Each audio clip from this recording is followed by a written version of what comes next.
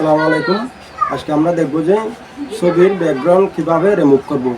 আমাদের বিভিন্ন সময় আমাদের ছবি কাজে লাগে, যেগুলো এই ক্যামেরা দিয়ে যেভাবে তুলছি ওইভাবে না রেখে ব্যাকগ্রাউন্ডগুলো কাটা লাগে। মনে করেন সিভিতে ইউজ করার লাগে, যারা ভিডিও আপলোড করি, ভিডিও প্ল্যাটফর্মে ভিডিও ছাড়ি, তাদের ব্যানার বানানো লাগে, তাহলে সোশ্যাল মিডিয়ার মধ্যে লোগো দেওয়ার জন্য।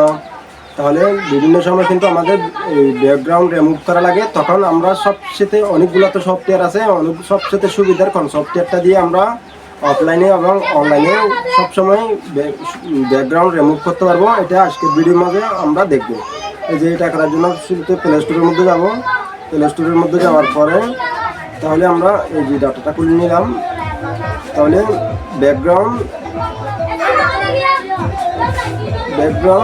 এরেজার সার্চ দিলে এই যে একটা সব এই অ্যাপটা আসবে। এই যে আপনারা এখন দেখে নেন। তাহলে এটা আমি ওপেন দিলাম। ওপেন দেওয়ার পরে এই যে আমি এই যে ডাটা এখন অলরেডি ডাটা বন্ধ করে রাখলাম। এই যে এখন আমার কোনো অ্যাডও দেখাবে না, কোনো কিছু দেখাবে না। আমি ইচ্ছে মতো এটা আমি ইউজ করতে পারবো। তাহলে এই যে শুরুর মধ্যে এই যে এখান থেকে উপরের ফাইল থেকে আমি একটা যে কোনো একটা পিকচার নিব। মনে করেন আমি এই যে ক্যামেরা দিয়ে যে ছবি তুলছি ওখান থেকে একটা ছবি নিলাম। এই যে এই ছবিটা আমি নিলাম।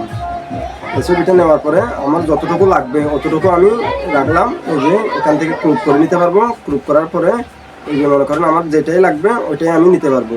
মনে করেন এটা না আমি আরেকটা, যে এখানে অ্যালবাম চলে আসবে। অ্যালবাম থেকে আপনাদের এখানে যে আপনার যে একটা ছবি আপনার পছন্দ হবে, ভালো লাগে, এই যে এটা মনে করেন আমি এটা চলে আসলো। তাহলে এখান থেকে ক্রপ করতে পারবো।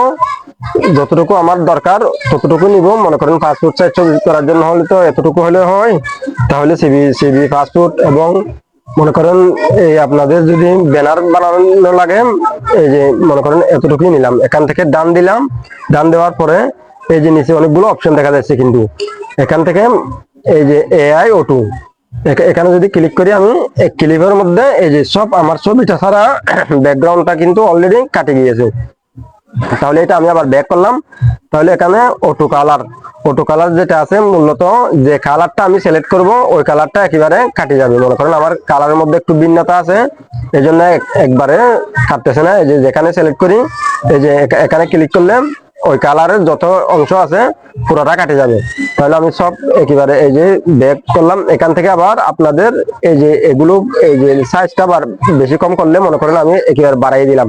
তাহলে এই যে ওই কালারের সাথে মানে মিলি যতগুলো কালার আছে সবগুলো কাটে যাবে। এই জন্য এটা আমি একটু কমাই দিয়ে রাখবো, যাতে আমার এই কালারের এই নিজের বডির মধ্যে সরে না আসে।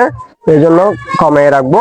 এখানে এভাবে দুই তিনবার করে কাটে নিবে, যাতে এটা হলে নিজের জন্য একটু সুবিধা আর গায়ে লাগবে না। তাহলে এটাও আমি ব্যাক করে নিব। তাহলে এটার পরে এই যে একটা মিউজিক একটা টুল আছে, মিউজিকের মধ্যে ক্লিক করলে কি হবে, তাহলে এই যে আমি এটা এখান থেকে সাইজ বেশিও এটা সাইজ বড় করলে আমার এরেজারটা বড় হবে। তাহলে উপরের যে একটা সাইজ দেখা যাচ্ছে ওইটা হলে আমার আঙ্গুল দিয়ে এরেজারের দূরত্বটা বেশি কম করতে পারবো। তাহলে এটা দিয়ে কি হবে, মনে করেন এই যে আপনারা দেখেন এভাবে আমি এই টান দিয়ে যেখানে যেখানে আনবো এখানে ওই কালারটা, যে কালারের মধ্যে আমার লাল চিহ্নটা পড়বে, লাল পয়েন্টটা, ওই কালারটা কাটবে। মনে করেন এই যে এভাবে আপনারা নিজের কাটিয়ে নিতে পারবেন। তাহলে এই যে দেখেন সহজ, মানে এগুলি একেবারে কম সময়ের মধ্যে হয়ে যাচ্ছে। তাহলে এটাও আমি ব্যাক করে নিলাম। এটা ব্যাক করে নেওয়ার পরে আরেকটা আছে এই যে ম্যানুয়াল মধ্যে হলে কি হবে, এই যে আপনারা এই যে টান দিয়ে যতটুকু টান দিবেন এই যে পুরা এই যে মাঝখানে যেটা গোল এরেজার দেখা যাচ্ছে ওই পয়েন্টটা যেখানে যেখানে যাবেন ওখানে কাটে যাবে। ওটা যদি গায়ে লাগে গাও শরীরও কাটে যাবে, আর চুলের মধ্যে লাগলে ওটাও কাটে যাবে। তাহলে মানে এটা টান দিয়ে এভাবে আস্তে আস্তে করতে হয়। তাহলে এটাও ব্যাক করে নিলাম আমি।